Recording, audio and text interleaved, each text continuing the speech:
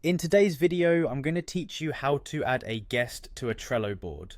We're going to walk through each step to ensure that you can confidently invite guests to collaborate on your Trello boards. So let's dive right in. First things first, we'll start by navigating to Trello's homepage. Open up your browser and type in trello.com to get to the site. Once the page loads, look towards the top right corner and you'll see an option to log in. Click on it and this will direct you to the login page. Here you have two convenient options. You can either log in using your email and password or simply use your Google account for a quicker access route. Now that you're logged in, let's head over to the boards section. This part of Trello is essentially your workspace hub, where all of your boards are stored and organized. Take a moment here to locate the Your Workspaces section. It will provide you with an overview of all available boards linked to your account.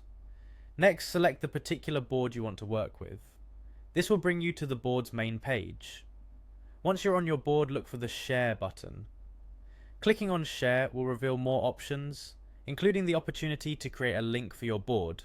After you click Create Link, you might want to adjust who can access this link by selecting Change Permissions.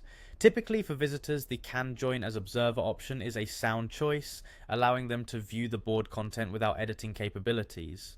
When you're satisfied with the permission settings, it's time to click Copy Link. This copied link is what you'll share with those you wish to invite. Simply paste it into an email, a chat, or any other form of communication you prefer. If you're inviting a guest directly via email, input the guest's email address into the provided field. Once again, you'll get the chance to alter the permissions, ensuring they're set to Observer if that's your preferred level of access. With everything set, hit Share to officially send out the invitation.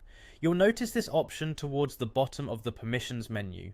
Once shared, remember to close the menu to keep your workspace tidy.